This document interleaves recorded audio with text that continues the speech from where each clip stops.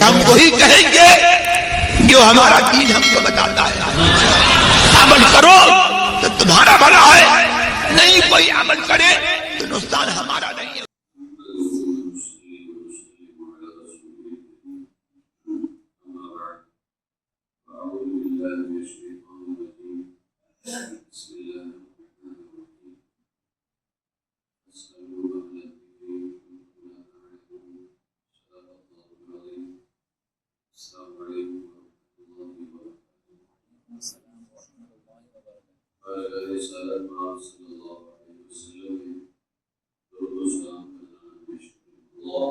على سيدنا مولانا محمد وعلى آله وصحبه وآله الكرام الكريم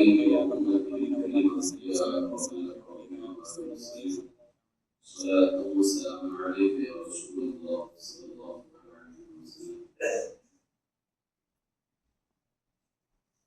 پچھلے ہفتے نماز کے فرائض میں سے تکبیر تحریمہ کے بارے سے گفتگو ہوئی تھی اور بتایا گیا تھا کہ نماز کا پہلا فرض جس کا نام تکبیر تحریمہ کیوں ہے. تکبیر تحریمہ کے وقت کھڑے ہونے کا انداز ایسا ہونا چاہیے، ہاتھ اٹھانے کا درست طریقہ کیا ہے، اور اللہ اکبر بولتے ہوئے اتنی آواز میں اللہ اکبر کہنا واجب ہے. پھر آنکھ کے نیچے لا کر کے باندھنا ہے تو کس طور پر باندھنا ہے یہ مکمل آپ کے سامنے پیش کیا گیا. آج نماز کا دوسرا فرض جو ہے قیام ہے، یعنی قیام. جو فرائض نماز کے فرائض میں دوسرا فرض قیام، کھڑا ہونا. کھڑا ہونے کی حالت میں نگاہ جو ہے ہمیں سجدے کی جگہ رکھنی چاہیے. تکبیر تحریمہ کے وقت بتایا گیا تھا کہ آپ کا چہرہ، سینہ اور ہتھیلی ادھر ہو. جیسے ہی آپ آنکھ کے نیچے ہاتھ باندھ لیں گے اب آپ کی نگاہ جو ہے کہاں ہو جائے گی؟ سجدے کی جگہ. حالت قیام میں اپنی نگاہوں کو آپ کو کرنی سجدے کی جگہ پہ رکھنی. قیام کی حالت میں دونوں پاؤں کی انگلیاں ادھر ہونی چاہیے، بالکل دونوں پیروں کے درمیان 4 انگلیوں کا فاصلہ رہے گا اور بالکل سیدھا رکھنا. دونوں پاؤں کی انگلیاں قبلہ کی. دونوں پیروں کے درمیان میں فاصلہ کتنا رہے گا؟ 4 انگلیوں کا فاصلہ رہے گا. اور جو یہ طریقہ ہے کہ کیونکہ بعض لوگوں کی ایڑیاں جو ہوتی ہیں یعنی پاؤں کے جو پیچھے کا حصہ ہوتا ہے اس کو ایڑی کہا جاتا ہے. بعض لوگوں کی ایڑیاں قریب ہوتی ہیں اور پاؤں کے آگے کا جو حصہ ہوتا ہے وہ سیدھا پاؤں جو ہے شمال کی جانب ہوتا ہے، الٹا پاؤں جو ہے جنوب کی جانب ہوتا ہے. اس طرح سے کیسا ہے؟ صحیح ہے طریقہ؟ یہ طریقہ غلط ہے. جتنا حصہ پاؤں کی ایڑیوں کے درمیان میں ہوگا یعنی دونوں ایڑیوں کے درمیان اتنا ہی حصہ پاؤں کے اگلے حصے کے درمیان بھی ہوگا. ٹھیک ہے، اتنا ہی فاصلہ. اور وہ فاصلہ کتنا ہے؟ 4 انگلیوں کا فاصلہ. ایک سوال یہ بھی ہے کہ نماز کے اندر قیام کھڑا ہونا فرض ہے. کون سی نماز ایسی ہے جس میں کھڑا ہونا فرض ہے؟ کون سی نماز؟ جنازے کی نماز میں کھڑا ہونا فرض نہیں اور لوگ کھڑے ہوئے پڑھتے ہیں. اس میں بالکل سطح ہے نفل کی نماز. نفل بھی نہیں ہوتا، بہت سارے ہوتے نفل نون کے اوپر زبر ہے، فا اور لام دونوں پہ جزم ہے. جزم بھی نہیں، جزم نفل ہوتا ہے. نفل کے اندر کھڑا ہونا فرض نہیں ہے. اگر بغیر عذر کے، بغیر کسی تکلیف کے، پریشانی کے اگر کسی نے بیٹھ کر کے پڑھ لیا، ایک تو تکلیف ہے، بندہ کھڑا نہیں ہو سکتا ہے تو بیٹھ کے پڑھ رہا ہے، تب یہ اجازت تو فرض میں بھی ہے۔ اگر کھڑا نہیں ہو سکتا ہے تو یہ اجازت رخصت تو فرض نماز میں بھی ہے کہ بیٹھ کے پڑھے، لیکن بغیر تکلیف کے اگر فرض نماز پڑھتا ہے بیٹھ کر کے تو اس کی نماز نہیں ہوگی، اس لیے کہ فرض چھوڑ رہا ہے۔ نفل کے اندر اگر بغیر عذر کے بھی، بغیر پریشانی کے، بغیر تکلیف کے بیٹھ کر کے بھی پڑھتا ہے تو اس کی نماز ہو جائے گی۔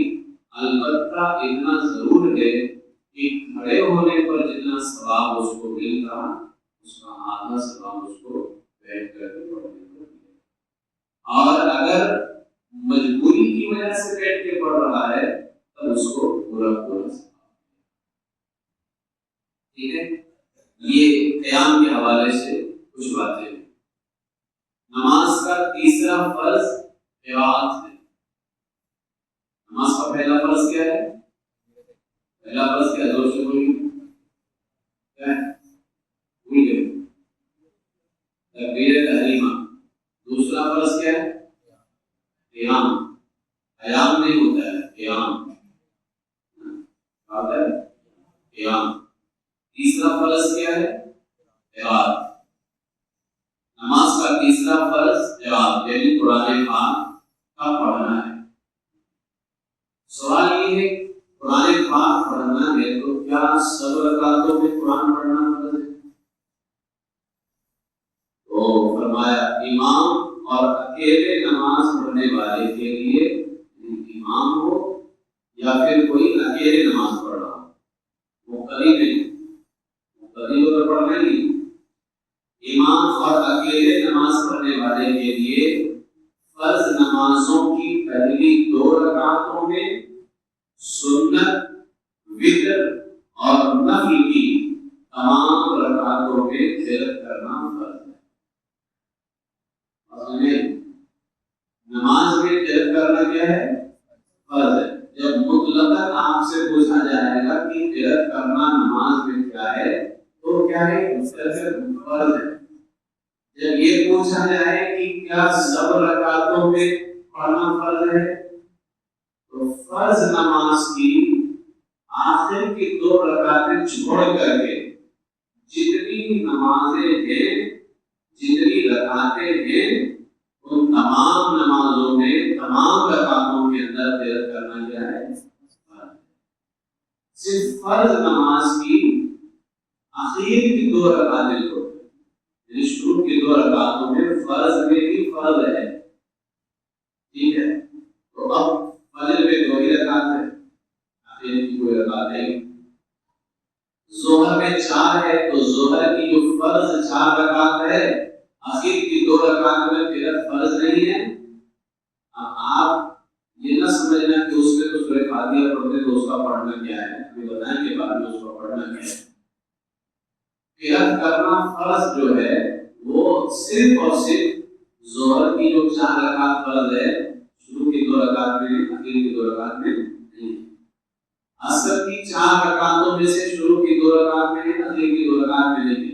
مغرب کی 3 رکعتوں میں سے شروع کی 2 رکعت میں ہے، آخر کی 1 رکعت میں نہیں۔ عشاء کی 4 رکعتوں میں سے شروع کی 2 رکعت میں ہے، آخر کی 2 رکعتوں میں نہیں۔ بس تو فرض نماز کی پہلی 2 رکعت کے علاوہ، فرض نماز کی پہلی 2 رکعتوں کے علاوہ سنت نماز کوئی سی بھی ہو، موقع ہو، غیر موقع ہو، نفل کوئی سا بھی ہو، وتر، ساری رکعتوں میں قرات کرنا کیا ہے؟ فرض نماز کی تیسری اور چوتھی رکعت رہ جاتی ہے نا، باقی تو سب فرض ہی ہے، تو فرض نماز کی تیسری اور چوتھی رکعت میں قرات کرنا کیا ہے؟ تو کہا گیا امام ہو یا اکیلے نماز پڑھنے والا ہو، سب کے لیے فرض نماز کی تیسری اور چوتھی رکعت میں قرات کرنا مستحب ہے۔ سورہ فاتحہ بھی اگر کسی نے چھوڑ دیا ہے تو اس کی نماز ہو جاتی ہے، تیسری اور چوتھی میں، پہلے دوسری میں سمجھ والا ہے. امام اگر ہے تو مقتدی کے وجہ میں نہیں ہے، اس لیے کہ امام کی جگہ ہی مقتدی کی جگہ ہے. امام کا پڑھنا مقتدی کا پڑھنا ہو جاتا ہے، مقتدی پر جگہ نہیں ہے. مقتدی پر جگہ اس وجہ سے نہیں ہے کہ وہ امام کے پیچھے ہے، اور امام کے پیچھے ہے تو امام پڑھ لے. میرے آقا اسلام نے فرمایا کہ امام کا پڑھنا ہی جو ہے وہ مقتدی کا پڑھنا ہوتا ہے، مقتدی کو الگ سے پڑھنے کی ضرورت نہیں.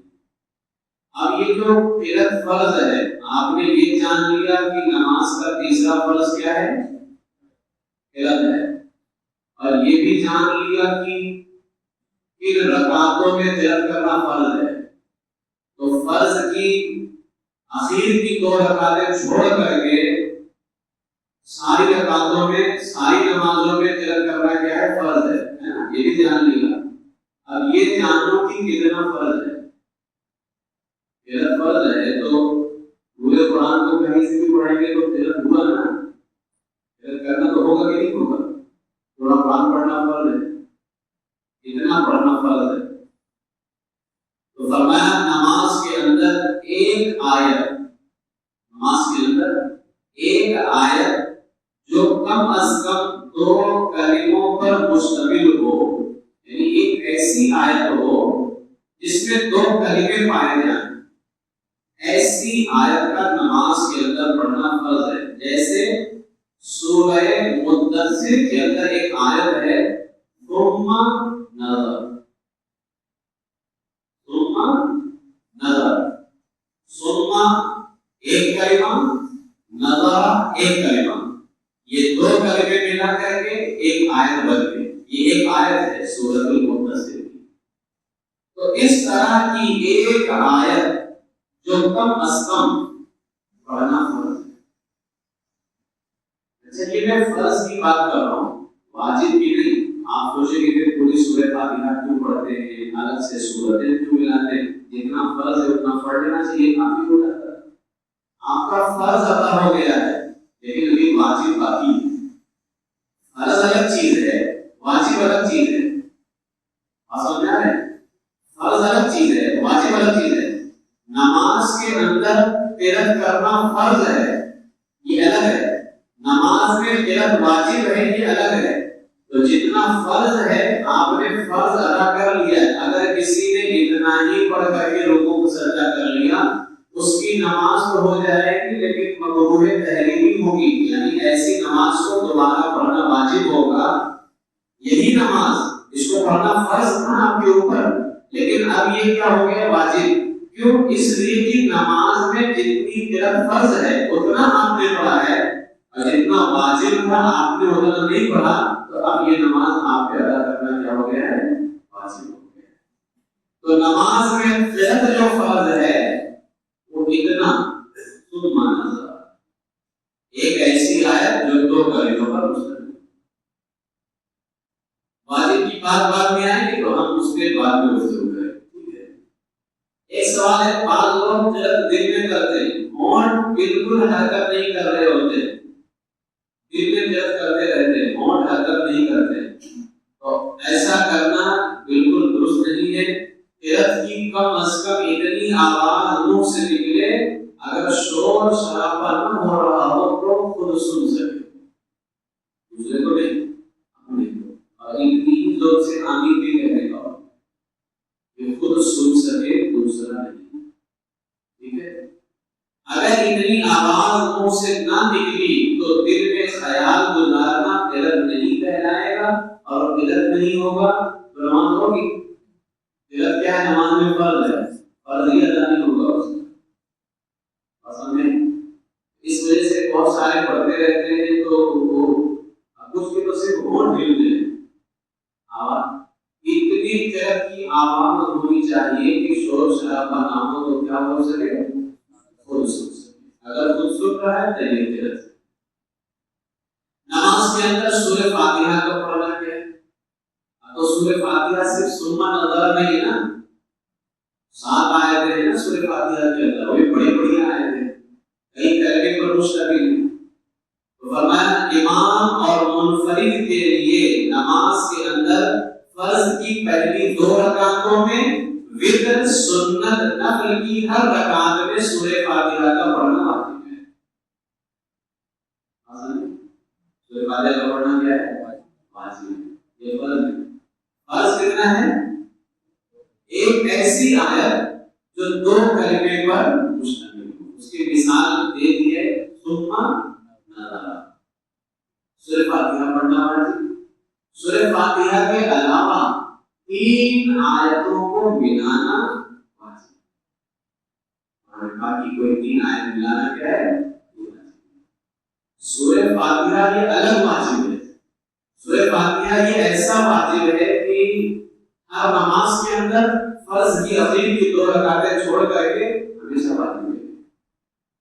یہی اور جو قرأت واجب ہے آپ پورے قرآن میں سے اس کو کہیں سے پڑھ سکتے ہیں.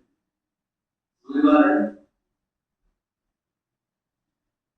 تو سورہ فاتحہ امام اور منفرد کے لیے نماز کے اندر فرض کی پہلی 2 رکعتوں میں وتر سنت نفل کی ہر رکعت میں سورہ فاتحہ کے ساتھ کسی دوسری سورہ کا پڑھنا، کم از کم 3 چھوٹی آیات کا پڑھنا یا ایک آیت اتنی بڑی ہو جو 3 چھوٹی آیتوں کے برابر ہو، یہ واجب ہے. تو نماز کے اندر فرض قرأت کتنی ہے؟ بولے کتنی فرض قرأت؟ ایک آیت جو 2 کلمے پر مشتمل ہو. اور واجب کتنا ہے؟ سورہ فاتحہ اور سورہ فاتحہ کے علاوہ 3 چھوٹی آیتیں یا ایک بڑی آیت جو 3 چھوٹی آیتوں کے برابر ہے. یہ کتنا کیا ہے؟ واجب ہے. ایک سوال ہے جہری نماز. جہری نماز کس کو کہتے ہیں اور سری نماز کس کو کہتے ہیں؟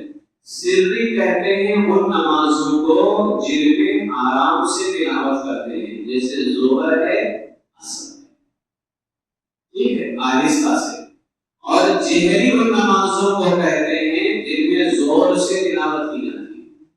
آخر ایسا کیوں ہے کہ کچھ نمازوں میں آہستہ، کچھ نمازوں میں زور سے؟ ایسا کیوں؟ اس کی وجہ بیان کرتے ہوئے علماء نے لکھا ہے کہ رسول پاک علیہ السلام جب مکہ شریف کے اندر نمازوں میں آپ تلاوت قرآن فرمایا کرتے تھے تو یہ کافر جو ہے آ کر کے شور شرابہ کرتے تھے، تکلیفیں دیتے تھے. اور جب حضور علیہ السلام زور سے تلاوت کرنے لگتے تو یہ آ کر کے چیختے تھے، چلاتے تھے، ستاتے تھے. تو اللہ تبارک و تعالیٰ نے جو ہے ظہر میں، عصر میں محبوب کو حکم دیا کہ محبوب آہستہ تلاوت ایسے تلاوت کیجیے. رہا مسئلہ فجر کا، مغرب کا، عشاء کا، تو یہ کافر سوئے پڑے رہتے تھے، کھائے پڑے رہتے تھے، اس میں ان کا کوئی مسئلہ ہی نہیں تھا. تو اس لیے محبوب اس میں زور سے پڑھتے. آپ نظر لگائیے حضور علیہ السلام کے بارے میں جو لوگ کہتے ہیں کہ ان کے چاہنے سے کچھ نہیں ہوتا ہے، انہوں نے جن نمازوں میں زور سے پڑھا ان نمازوں میں زور سے پڑھنا اللہ نے لازم کر دیا. جن نمازوں میں انہوں نے آہستہ سے پڑھا ان نمازوں میں آہستہ پڑھنا لازم. نماز میں بڑے سے بڑے عالم کا بھی اختیار نہیں چلتا ہے. نماز میں بھی اگر کسی کا اختیار چلتا ہے تو اسی کو اللہ کا محبوب جو ہمارے اللہ نے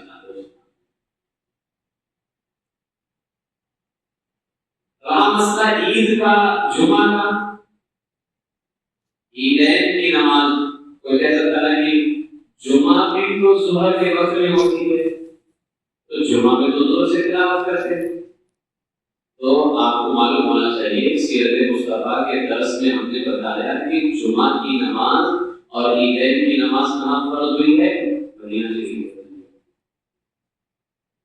اور یہ 5 وقت کی نمازیں کہاں فرض ہوئی ہے؟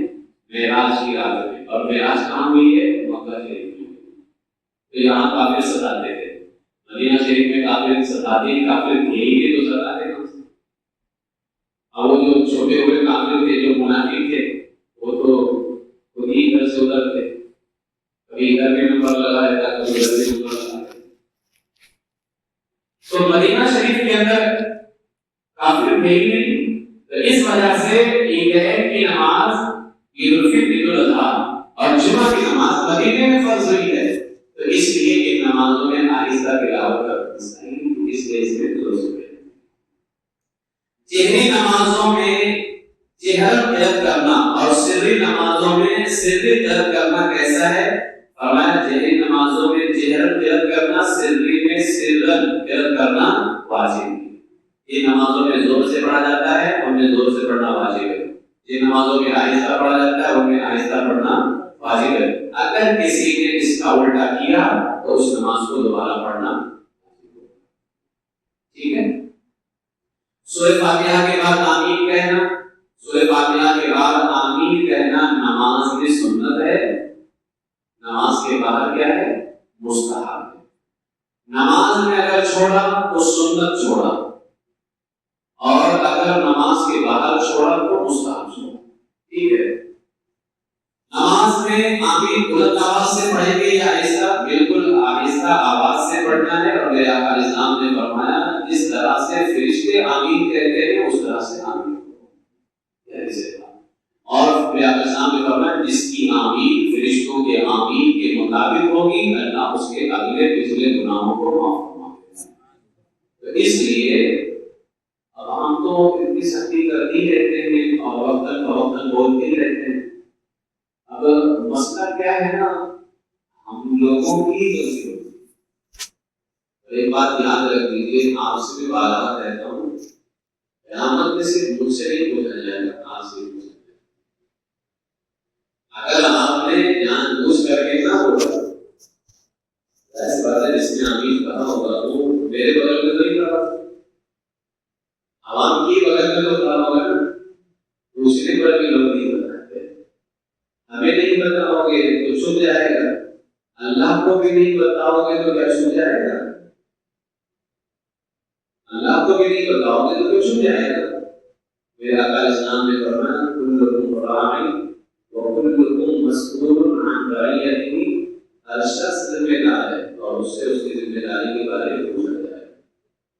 یاد رکھیے، اللہ سے ڈریے، اللہ کا خوف کچھ کرنا ہے۔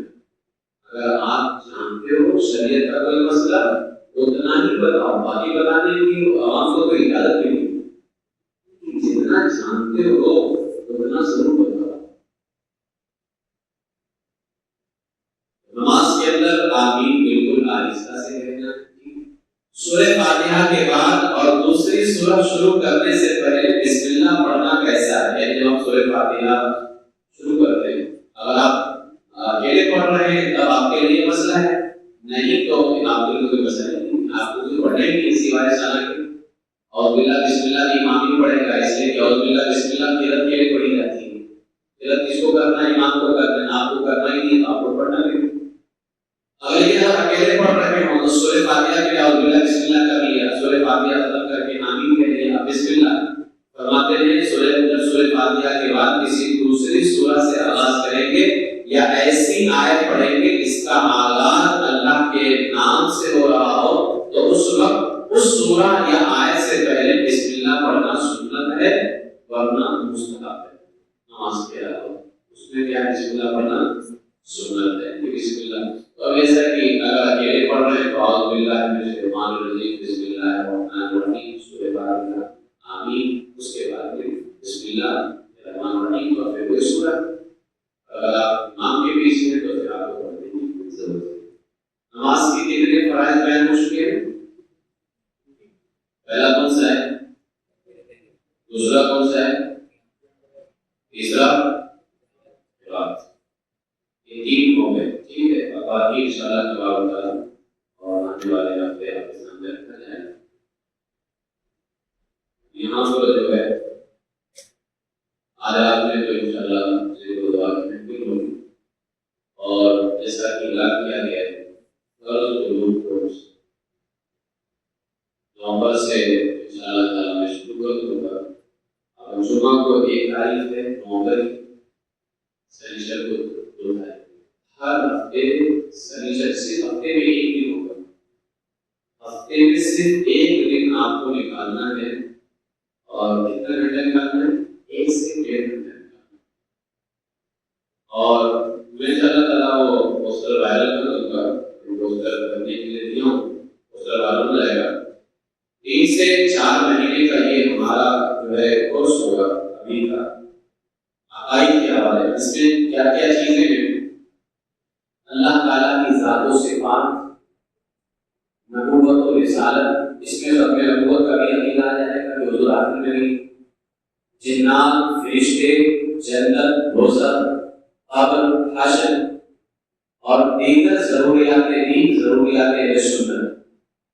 ضروریات دین اور ضروریات اہل سنت یہ ایسی چیزیں ہیں کہ آپ حیران ہو جائیں گے کہ ان کے بارے میں آج عوام تو عوام ہے،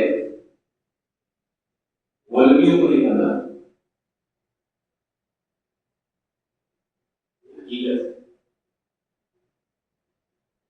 ضروریات دین ابھی میں کوئی تفصیل نہیں کر رہا ہوں، یہی میں چاہتا ہوں کہ ہمارے میرے نوجوانوں کے لیے میری بڑی خواہش ہے کہ نوجوانوں کو اتنا علم آ جائے، ہم ان کو غیروں سے، وہابیوں سے، باطل مذہبوں سے ہم ڈیبیٹ کرنے نہیں بھیج رہے ہیں۔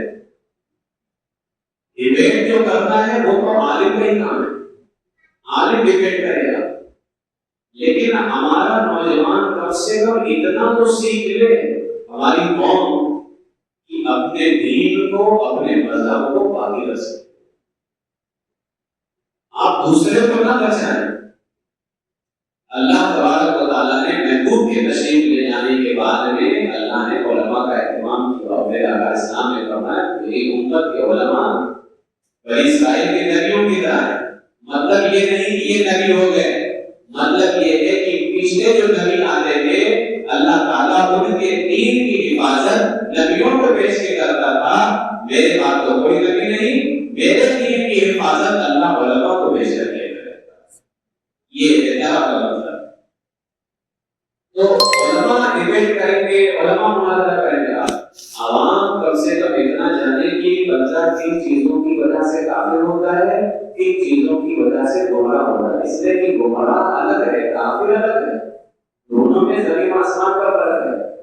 آپ کو معلوم ہی نہیں ہے، کبھی کبھار بندہ کافر بھی ہو جاتا ہے، ہم اس کو مسلمان سمجھ رہے ہوتے ہیں، کبھی کبھار بندہ صرف گمراہ ہوتا ہے اور ہم اس کو کافر جانتے ہیں، جبکہ وہ کافر نہیں ہوتا ہے۔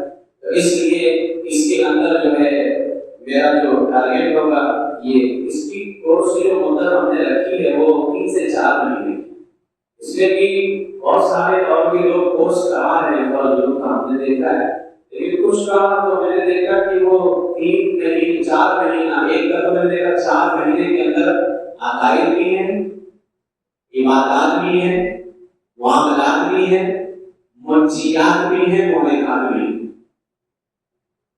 اب یہ 5 چیزیں کیا ہیں جانتے ہو؟ عقائد تو معلوم ہی ہے، اللہ اس کے رسول کے حوالے سے، صحابہ کے حوالے سے، جنات، فرشتے، جنت، دوزخ کے حوالے سے۔ عبادات کے اندر ابھی ہم نے نہیں لیا۔ عبادات کیا ہے؟ نمازوں کے حوالے سے، روزہ ہے، زکوٰۃ ہے، حج ہے، طہارت ہے، یہ سارے مسائل اس کے اندر آ رہے ہیں۔ تو عبادات کا چیپٹر بھی کافی وسیع ہے۔ اس کے بعد میں معاملات، نکاح ہے، طلاق ہے، جو ہمارے معاملات ہوتے ہیں گھریلو، یہ معاملات۔ منشیات کے اندر اخلاقیات بھی آئیں گے، سیرت مصطفیٰ کا تذکرہ آئے گا۔ مہلکات، کون سی ایسی چیزیں ہیں جن کی وجہ سے بندہ ہلاک ہوتا ہے، اس کو کہتے ہیں مہلکات۔ تو یہ اب اتنا سارا کون سکھا سکتا ہے؟ میں سے 3 سے 4 مہینے میں اتنا نہیں سکھا سکتا، ٹھیک ہے؟ یہ پھر کوئی اللہ کا ولی ہو تو پورے سمندر کو کوزے کے اندر، کاسے کے اندر سمیٹ کر کے رکھتے، ٹھیک ہے؟ تو 3 سے 4 مہینے کے اندر ہماری کوشش ہوگی نوجوانوں کی، اور یہ جو کورس ہے فرض علوم کورس، اس کے اخیر میں سند دی جائے گی، سرٹیفکیٹ باقاعدہ انشاءاللہ تعالی۔ اور جب ہمارے نوجوان زیادہ ہوں گے، میری کوشش یہ ہے کہ اس کے اندر ہم نوجوانوں کا گروپ بنائیں گے، 11-12 اس طرح سے، ان کا نام بھی رکھا جائے گا، چشتی گروپ، اشرفی گروپ، ہم سب رکھیں گے، ہم اشرفی بھی، برکاتی گروپ، ایک نوجوانوں کو ہم آپس میں ڈیبیٹ کروائیں گے، ایک طرف کا گروپ سوال کرے گا، جواب دوسرا گروپ، اور انشاءاللہ تعالیٰ اگر کامیابی نوجوانوں کو ہماری ملی تو ہم ان کا یہ ڈیبیٹ جمعہ میں بھی کر پائیں گے، جمعہ میں ہمارا بیان ضروری نہیں، ٹھیک ہے؟ اس وجہ سے میں نوجوانوں سے گزارش کروں گا، وقت کم ہے، آنے والے سلیقے سے میں شروع کروں گا، چاہے مجھے ایک ہی نوجوان مل جائے لیکن میں شروع کروں گا، زیادہ میں انتظار نہیں کروں گا، اس لیے میں نوجوانوں سے کہوں گا کہ آپ جو ہے ضرور شرکت کریں۔ ہمارے گروپ جو بنا ہوا ہے سنی حسین گروپ، اس کے اندر بہت سارے لوگ شامل ہو گئے، ابھی تو 350 سے زیادہ لوگ ہیں، اس میں اس کی کوئی تفصیل نہیں ڈالی جائے گی سوائے ایڈمیشن جو ہے پوسٹر، جتنے اسٹوڈنٹس ہوں گے نوجوان ان کا ایک الگ گروپ بنے گا سنی حسینی مشن کے، اس کے اندر سارے نوجوان رہیں گے اور یہ نوجوان گروپ کے اندر بھی آپس میں گفتگو کریں گے، جیسے جو میں نے پڑھا اچھا یہ سب سوالات کے انداز میں ہوگا، بالکل آپ کے لیے آسان کیا جائے گا، جتنی آسانی کی کوشش کر سکوں گا میں انشاءاللہ تعالیٰ وہی کوشش کروں گا، ٹھیک ہے؟ بس نوجوانوں سے گزارش ہے، آن لائن بھی رہے گا، آف لائن کی کوئی فیس نہیں، ہمارے نوجوانوں کے لیے پہلے کہ آف لائن کوئی فیس نہیں ہے، آن لائن کی بھی مناسب فیس رکھوں گا اور یہ کورس آن لائن بھی کرایا جائے گا، اس لیے انشاءاللہ تعالیٰ اردو اور انگلش دونوں کے اندر ٹائپنگ ہوگی اور دونوں انشاءاللہ تعالیٰ کوشش کریں ہم لوگ اردو سیکھیں، اس لیے کہ ہماری مذہبی کتابیں بہت زیادہ اردو کے اندر ہیں، انشاءاللہ تعالیٰ اس کا بھی اہتمام ہوگا، بس پہلے آپ اتنی ہی کوشش کر لیں، فرض اور یاد رکھ لیجیے یہ علم سیکھنا فرض ہے، کام نہیں چلے گا اللہ کے بارے میں بولنے سے کہ مجھے معلوم ہے، اتنا سیکھنا فرض ہے، آپ کو مفتی بننا فرض نہیں ہے، عالم بننا فرض نہیں ہے، لیکن اتنا علم سیکھنا ضرور فرض ہے، اس لیے حضور اسلام نے فرمایا طلب العلم فریضۃ علی کل مسلم و مسلمہ، علم دین کا سیکھنا ہر مسلمان مرد اور عورت پر کیا ہے؟ یہی فرض ہے، جب نماز فرض ہو جائے تو نماز کے وہ مسائل جیسے آپ کی نماز صحیح ہو اتنے مسئلے سیکھنا فرض ہے، اس وجہ سے میری کوشش ہے کہ آج ہمارے نوجوان اس کے لیے گمراہ بھی ہو جاتے ہیں اور اللہ ماشاءاللہ اللہ عبادت کرے تو کچھ تو کفر کر کے چلے جاتے ہیں، آج جو مسائل کھڑے ہو رہے ہیں انہی وجوہات کی وجہ سے ہمیں معلوم نہیں ہے کس سے دوستی کرنا ہے، کس سے رشتہ کرنا ہے، کس سے اپنا خلوص ہونا ہے، اس لیے جاننے کی کوشش کرو، اللہ تبارک و تعالیٰ سب کو علم نافع عطا فرمائے، عمل صالح کی توفیق عطا فرمائے، ایمان پر زندہ رکھے، ایمان